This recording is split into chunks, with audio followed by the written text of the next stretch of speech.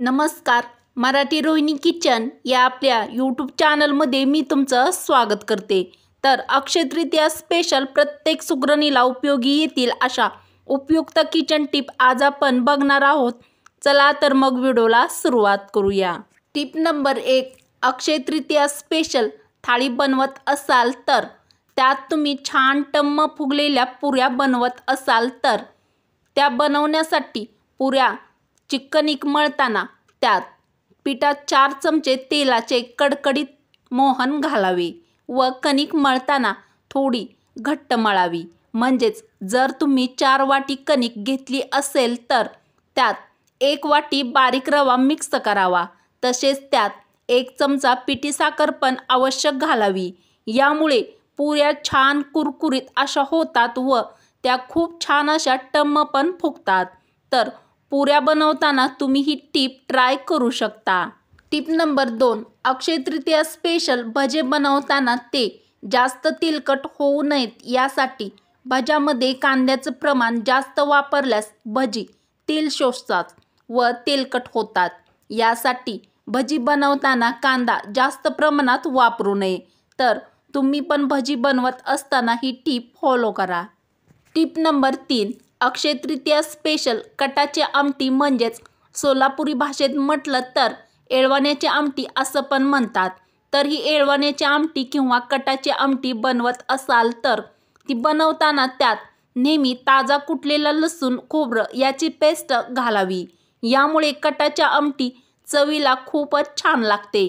तसेच फोडणीला ताजा कढीपत्ता, कोथिंबीर व घरी बनवलेलं काळं तिखट म्हणजेच सोलापुरी भाषेत म्हटलं तर त्याला एसूर असं म्हणतात, तो पण त्यामध्ये आवश्यक घालावा. यामुळे कटाची आमटी म्हणजेच येळवण्याची आमटी चवीला अप्रतिम अशी लागते. प्रत्येक सुगरणीसाठी खास टीप नंबर 4. पनीरची भाजी बनवताना त्यात थोडा पनीर किसून त्यामध्ये टाकावा. यामुळे ग्रेव्ही खूप छान घट्ट व दाटसर अशी होते व खायला पण चवदार लागते. तर पनीरची भाजी बनवताना ही टीप फॉलो करा. प्रत्येक सुगरणीसाठी खास टीप नंबर 5. अक्षय तृतीया स्पेशल पुरणपोळी बनवताना पुरणपोळीसाठीची डाळ शिजवून झाल्यावर गरम असताना चाळणीवर चाळून घ्यावी. थंड झाल्यावर डाळ चाळायला वेळ लागतो. तर पुरणपोळी बनवत असताना तुम्ही ही टीप फॉलो करा. अतिशय खास टीप नंबर 6.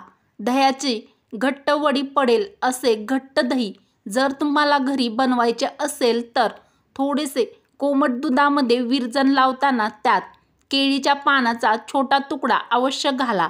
यामुळे दही छान घट्ट लागते. तर घट्ट दही लावण्यासाठी ही टीप फॉलो करा. टीप नंबर 7.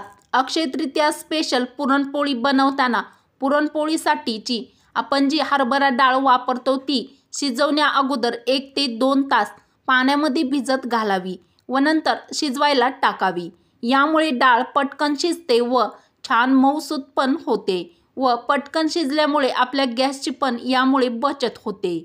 अतिशय खास टीप नंबर 8.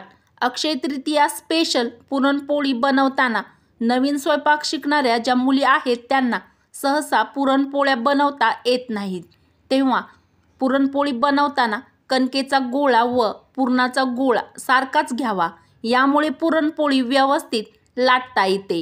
पुरणपोळी लाटताना हलक्या हाताने लाटणे पुरणपोळीवरती फिरवावे.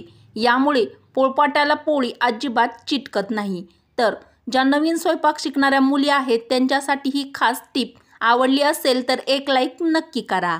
टीप नंबर 9. अक्षय तृतीया स्पेशल आमरस बनवत असाल तर पण जर तुम्ही मिक्सरमध्ये आमरस बनवत असाल तर आधी साखर बारीक वाटून घ्यावी, त्यानंतर रस फिरवावा. यामुळे रसामध्ये साखरेचे कण अजिबात राहत नाहीत आणि रसाला एकसारखा गोडवा येतो.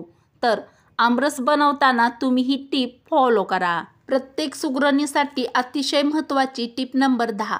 आमरस बनवताना त्यात पाण्याऐवजी 1 कप दूध आवश्यक घालावे. यामुळे आमरस अजिबात काळा पडत नाही. प्रत्येक सुगरणीसाठी खास टीप नंबर 11.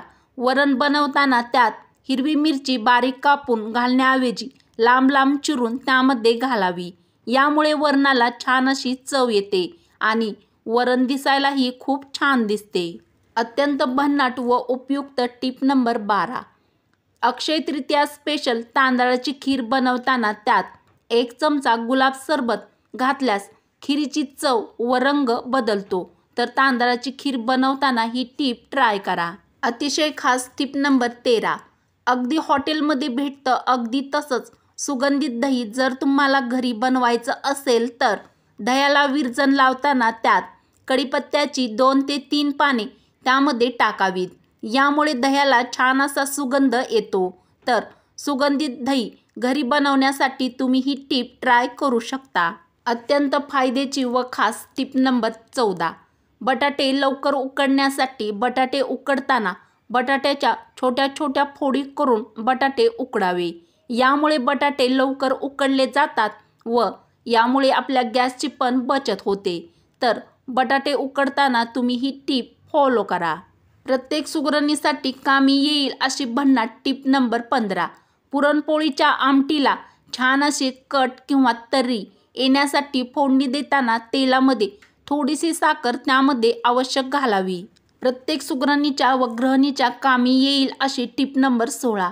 अक्षय तृतीया स्पेशल जर तुम्ही तांदळाची खीर बनवत असाल पण जर बनवताना ती आपल्याकडून जर चुकून पातळ झाली तर त्यामध्ये बारीक रवा छान खरपूस भाजून घेऊन त्यामध्ये घालावा.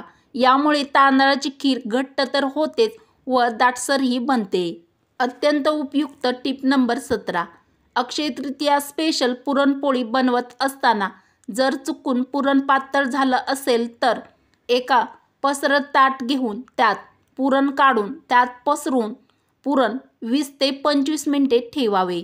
यामुळे पुरण लवकर आळून किंवा आटरून येते म्हणजेच ते घट्ट होते. अतिशय खास tip number 18. Akshaya Tritiya special काकडीची कोशिंबीर बनवत असाल तर काकडीची कोशिंबीर बनवताना काकडीची साल न काढताच काकडी किसून घ्यावी. यामुळे कोशिंबीर चवीला खूप छान लागते. तर तुम्ही पण काकडीची कोशिंबीर बनवत असाल तर ही टीप ट्राय करा व टीप आवडली असेल तर एक लाईक नक्की करा. Tip number 19. Akshaya Tritiya special अळूवडी बनवताना मुगाची डाळ भिजवून कमी पाण्याचा वापर करून वाटून त्यामध्ये टाकावी. यामुळे अळूवडी खूप छान कुरकुरीत अशी होतात. ज्या नवीन स्वयंपाक शिकणाऱ्या मुली म्हणजेच ज्या नवशिक्या मुली आहेत त्यांच्यासाठी खास टिप नंबर 20. पुरण शिजवताना त्यात उलटणे उभे राहिले की पुरण तयार झाले आहे असे समजावे. प्रत्येक सुगरणीसाठी अतिशय खास टिप नंबर 21. तांदळाची खीर करताना त्यात थोडासा मैदा घातल्याने खीर दाट होते व चवीला पण खूप छान चविष्ट अशी लागते. तर तांदळाची खीर बनवताना ही टीप ट्राय करा. Tip number 22. Akshaya Tritiya special मसाले ताक बनवताना त्यामध्ये जिरे भाजून त्याची पूड करून त्यामध्ये टाकावी. त्यासोबतच थोडेसे सैंधव मीठ देखील त्यामध्ये टाकावे. यामुळे मसाला ताक चवीला भन्नाट लागते.